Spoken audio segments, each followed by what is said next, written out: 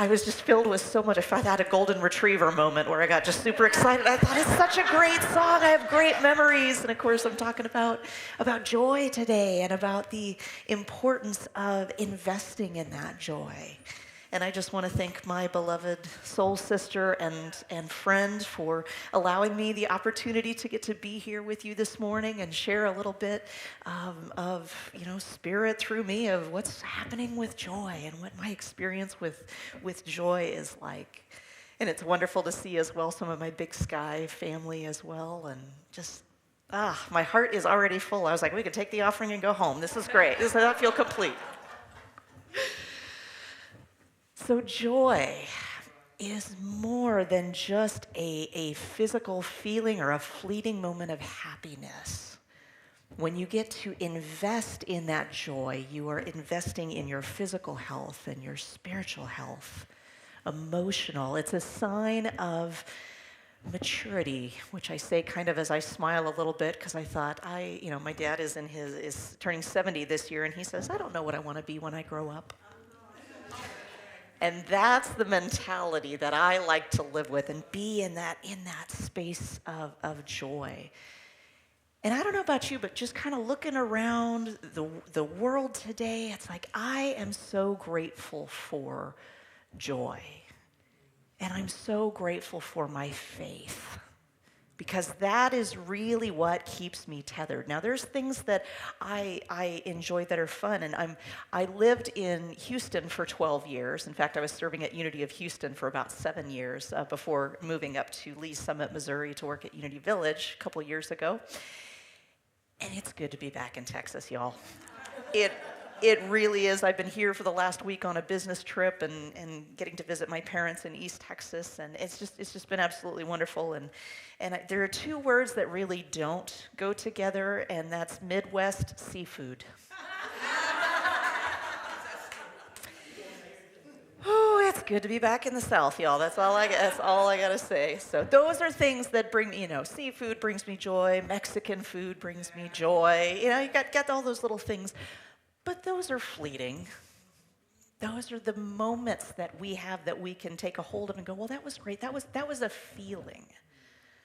But what about joy?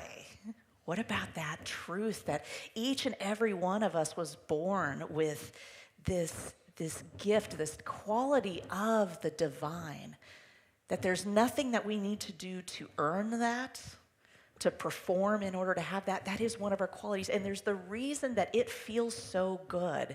It's because it's when we are in alignment with spirit, when we are in alignment with the truth of who we are, and we are tapped into that joy. It feels so good. And there's so many wonderful qualities of God. That's life, light, power, peace, beauty, joy. And here we have these 12 powers in unity that we are to use to be able to draw us closer to God. Life is the process of the exploration of the unfolding of who and whose we are. And it really is an incredible journey. And I know if I had written the outcomes, I have to admit, I am much like your minister. I don't want to tell her too much, but I am a Virgo as well. In fact, our birthdays are just a couple days apart, and have some other Virgo sisters in the house. This is wonderful. Bless our hearts. Yes. Please keep us high up on that prayer list, because we need it. We need it for sure. But I have a tendency to want to control my life and to think that I know best, and I don't know why my hand keeps going up for that. I was like, that is not your role. That is not your job.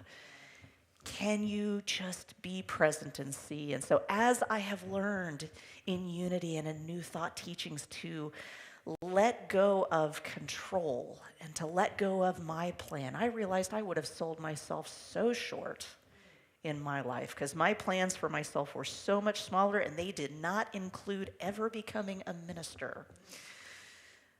But there's a joy inside me, and there's a story inside each and every one of us. So when we're able to find that gift, whether it's in music, it's in technology. I'm calling out the Genius Bar in the back because they are amazing. Molly and Quentin, who, I think she said something about cutting my mic. I'm not sure, but maybe.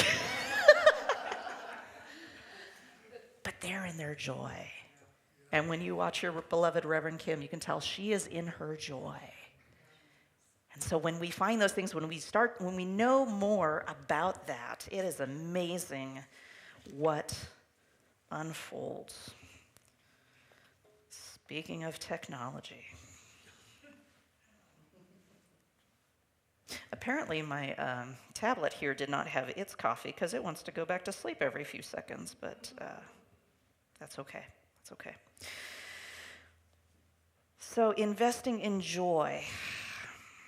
Metaphysically, joy is the happiness of God expressed through his perfect idea, which is man. So you can say, I am God's perfect idea. Go ahead.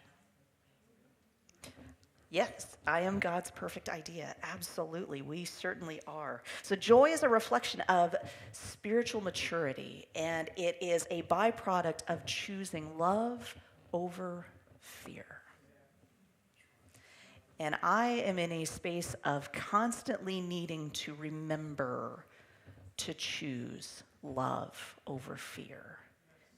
And I've heard someone say, well, you can't, love and fear can't coexist. And that's just not my experience. Because I can experience fear, but love is what's within. Love is our divine nature. That's who we are. So we may consciously be in a different place and not experiencing that, but when we're back to that core, my goodness, it is absolutely incredible what unfolds for us. And so the more that we're in a space of knowing ourselves, apparently Spirit does not want me to use this tablet, so we're just gonna roll with it. All right, if not, I'll have Pete drum and distract everybody. It'll be great. But it's important to me to invest in joy and invest in spiritual practice. And that's really how I have gotten the hang of being in joy, because I smile a lot. I mean, smile is great, but I don't always feel that way. And life is not, it's not always linear. It's not linear. It's not always pretty. We have challenges and struggles and things that we go through. And what I really try to look at is be in a space of openness and say, what is there for me to learn in this moment? And how, God, can you use Spirit, Source, whatever your name for God may be, how can this be used to help somebody else? Because I don't believe that there's anything that we go through in life that isn't meant to help ourselves and to help others. And that's the beauty, too, of that joy. Sometimes you see people that are joy, we've called them perky people. Perky people. And I love perky people in doses, for sure. And then occasionally from the distance. And yet we're all teachers for one another. And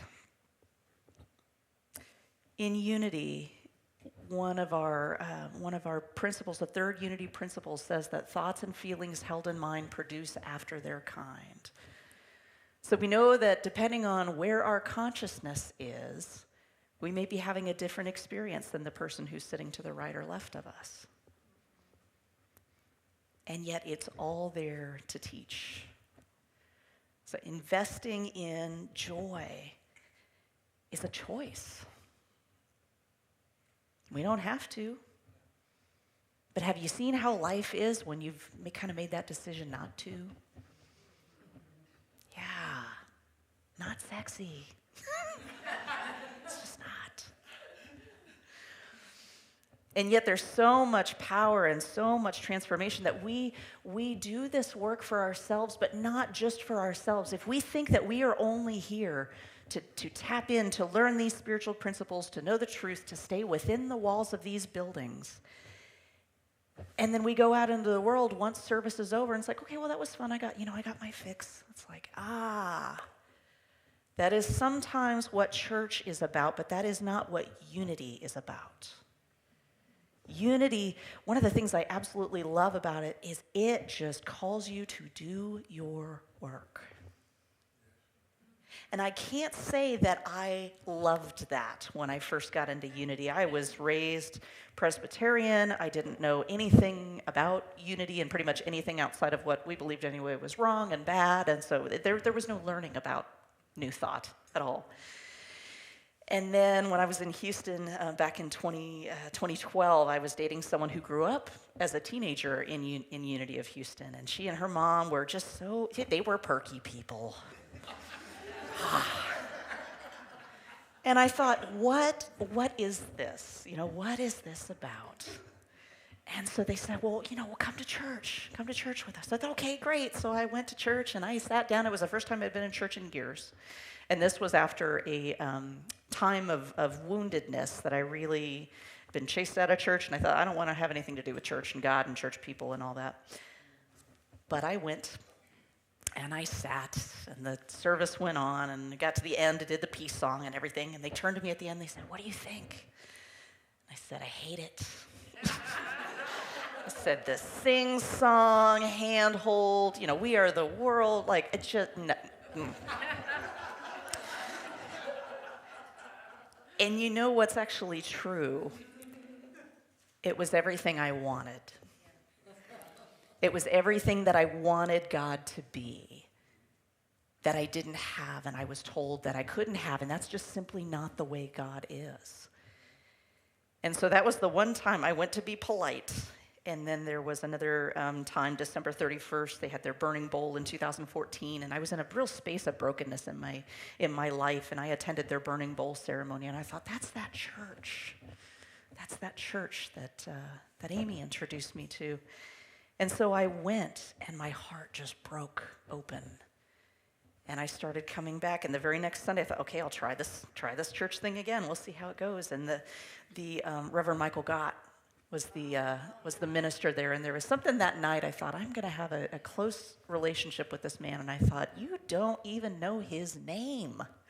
But there was just this knowing of like these flashes of things coming in, like this is how, there's something happening here, if I'm willing to be open to it. And so I went to church that Sunday, and he said, they were signing people up for choir. He was directing choir. I said, if he's directing choir, I want in on that.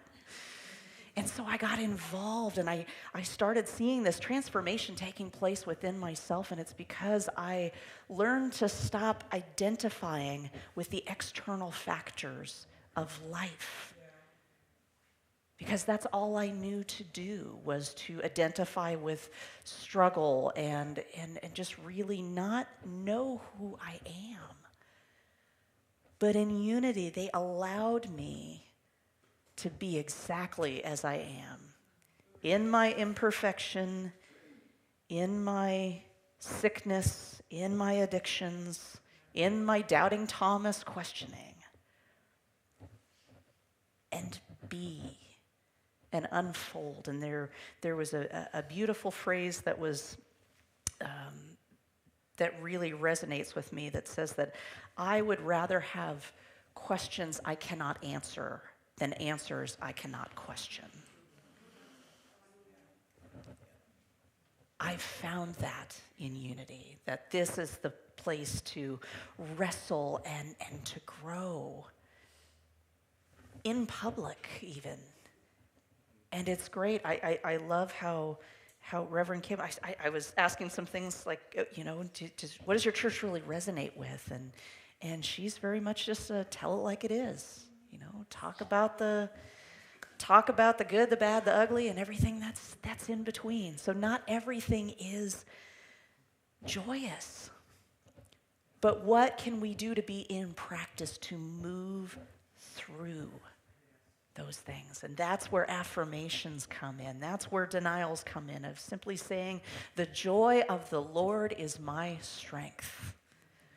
I found myself this morning, and I was getting ready. I was listening to this song, it brings back then my evangelical side. I went rebellious. I went from Presbyterian to total evangelical Christianity. I thought, yeah, this is hardcore. And anyway, I'm just in there. And I was hoping to God you and Quentin were not hearing any of that as I'm just jumping up and down.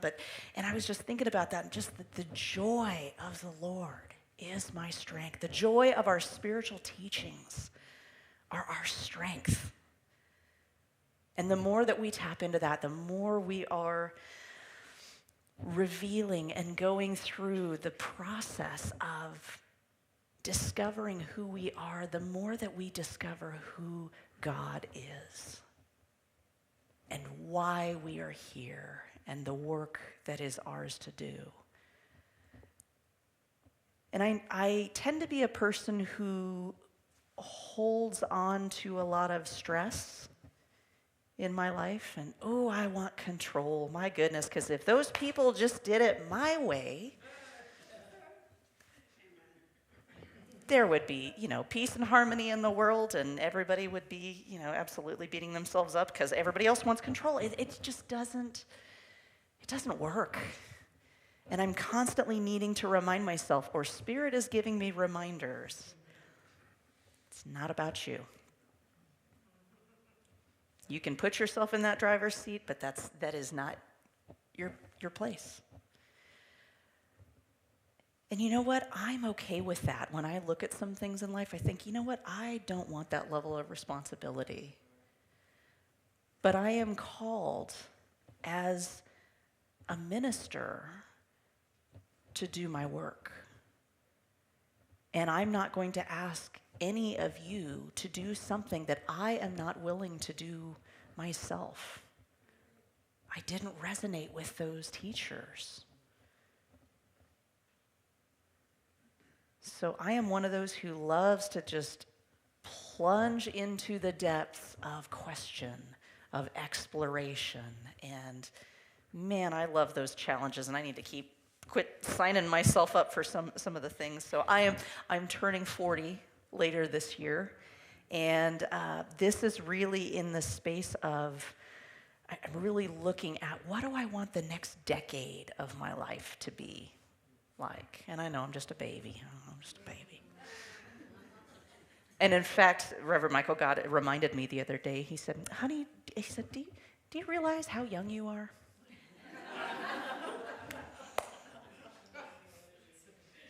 And I forget that. But we all are young. We all have that ability to have the renewal of our mind through our teachings, through the transformational teachings that we have. That in New Thought, we get to choose a new thought. If there's some direction, there's some way that our life is going that we are not pleased with, well, guess what? We do have some power. We get to change that.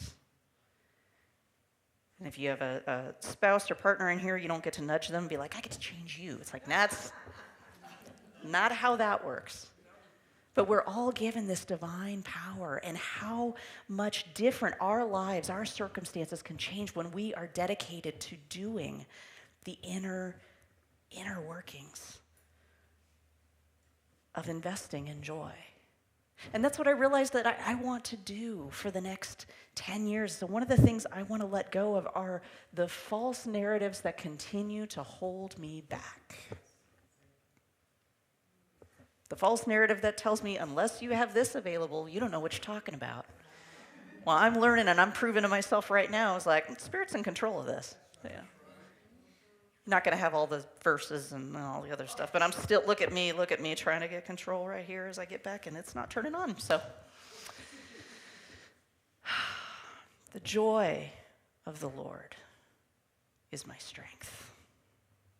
The power of the Lord, of God, is my strength. So knowing that we have that, what are we willing to do different?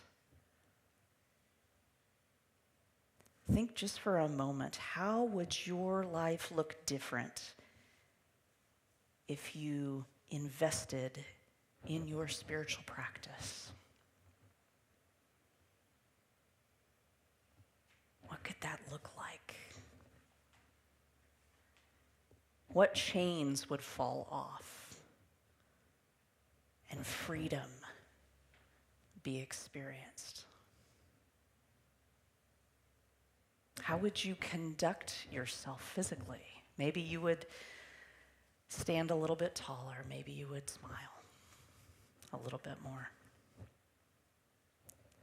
But the work of transformation is not just for ourselves. It is a ripple effect that impacts the world.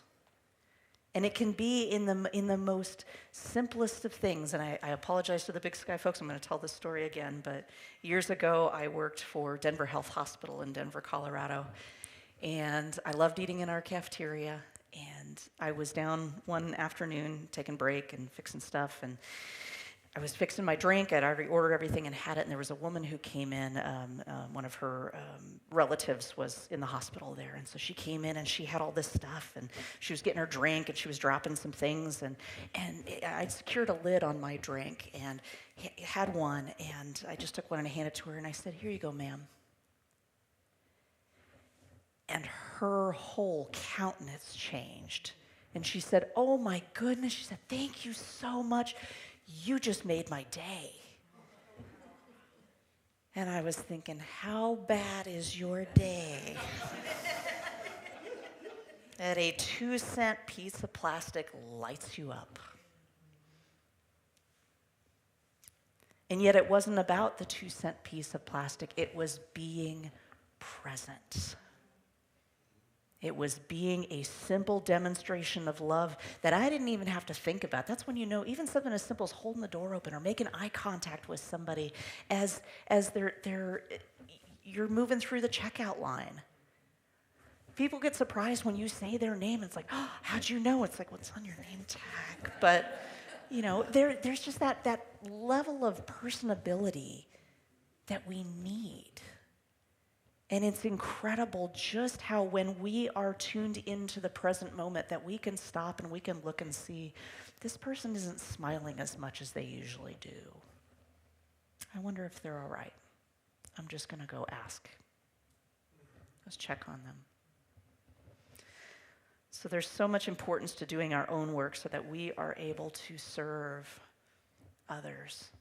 And all it does is it reignites us. The other night, I was meeting with a dear group of warrior sisters that I have that are based here in Dallas. There's several of us kind of from all over, but we got together the other night, and I was sitting in this room and surrounded by laughter and these beautiful, strong women, and I started crying. I'm a crier. I cry over. I was crying as soon as you hit that first note. I was like, "Smile." I thought, get it together. But I was struck with so much emotion because of the fact I was just seeing the beauty of these women who have been through some wild things in life, and they're laughing and smiling and having a good time. And I was like, I see God's work in that. And that refueled my tank with joy. So I ask, as I wrap this up here, we can see the evidence of the importance of investing in joy. The question is, what are you going to do about that? So if you think of one thing in your life coming up for the next week, think of one way that you want to invest in joy. How many of you have pets? Okay, yeah. You know, if you have dogs, joy. If you have cats, God bless you. That's a different experience. They are joyful too, yes, absolutely. They sure are. Some are, that's true, that's very true. This row over here. Maybe it's that. Maybe it's you get up a little bit earlier. Maybe it's you spend time in prayer. Because whatever you do to choose to invest in joy, you're changing your life. And you are worth a life of transformation. And knowing that you are capable of all things and of all good. And the reality is the world needs you. As you are, with that story, with that amount in your bank account, no matter how many times you show up to things or you say, you know what, I'm just going to take care of myself and stay home. Invest in yourself and be amazed at what Spirit will reveal about you. Even in the times that are challenging, Scripture tells us to give thanks. And there are some things I've been through, I'm like, I do not give thanks for that. And some things I'm still struggling to see, where was God in that? But in all things, not for all things, in all things, give thanks. Tap into that joy and remember that we are all called and we're all equipped. So I wish you happy investing in yourself, in love, and in transformation. God bless you.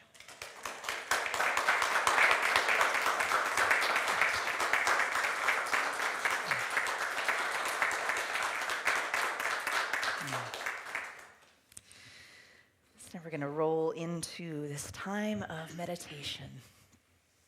So I invite you to get comfortable where you're seated as Stefan beautifully plays behind me. And to just breathe.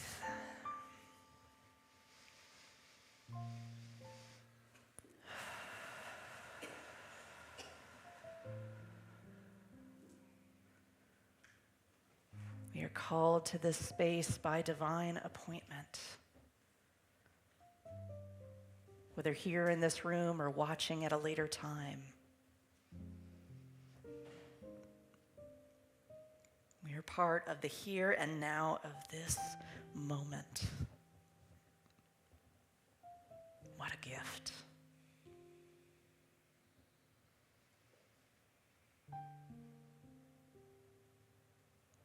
Feeling ourselves soften and relax into that spaciousness,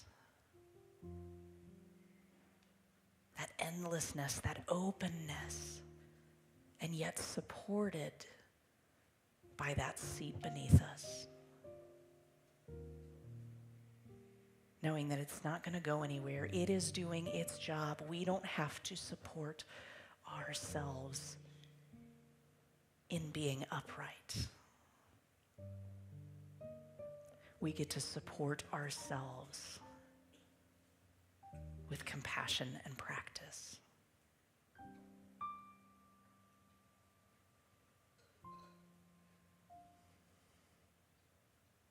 So over the course of the next few moments, I invite you the opportunity to put the bags aside of the thoughts of what's going to happen and what's on the agenda for the rest of the day, or thoughts of the past, judgments, resentments.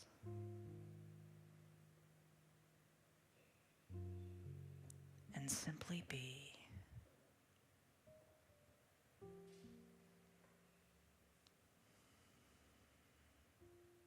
Letting go of time.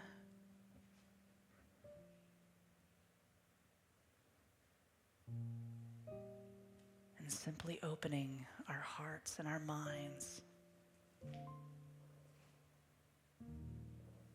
to what wants to be revealed.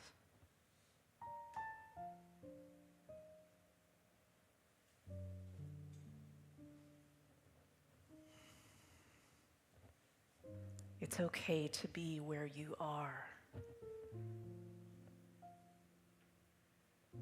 in your life and in your spiritual practice. And if you have moments of finding that you're getting distracted or the grocery list or something pops up in the background, that's okay. Just recognize that thought. And then allow it to slip away.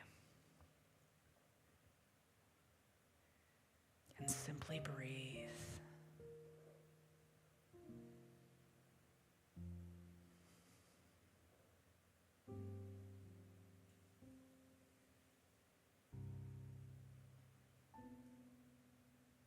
Know that it is Spirit that is breathing you. Know that it is Spirit that is beating your heart.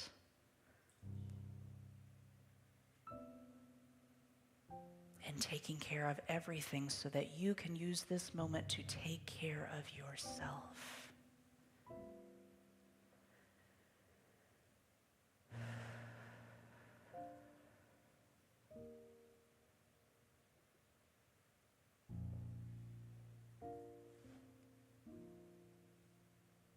Come home to yourself.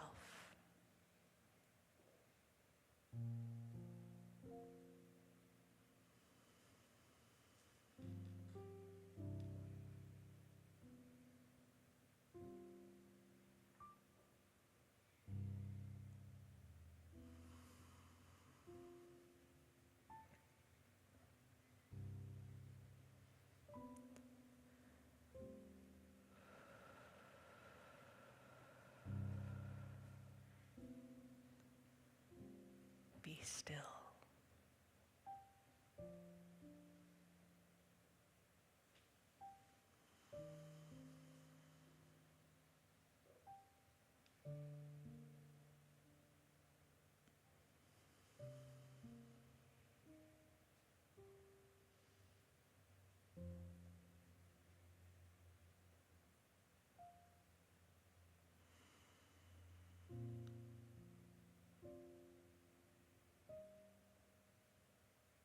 And the more we sink down into that heart space,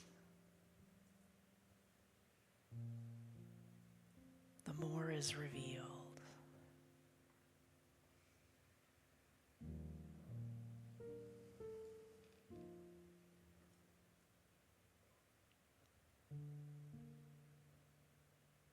For those who love to meditate, that can feel like such a short time. And for those who can't always connect with it, that silence, that stillness can feel like an eternity.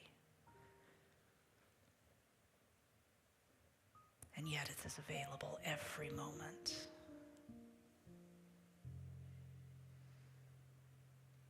To breathe and to listen. To receive that which you need. To do that next right thing or to get clarity on that question.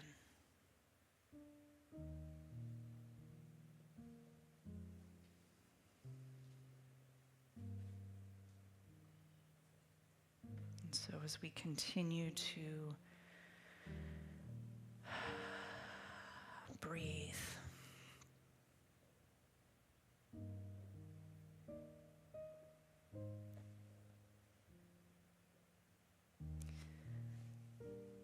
I invite you to remember this is a space you can always return.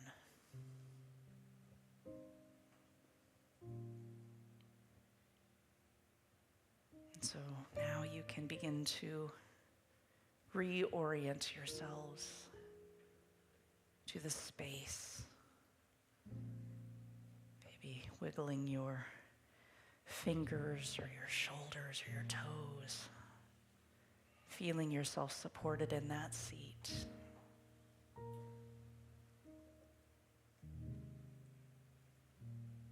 And when you are ready, I invite you to gently open your eyes.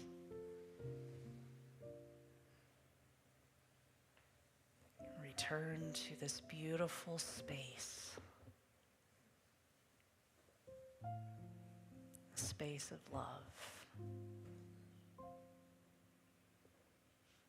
space of transformation, of possibility. And know that wherever you go, you're already home.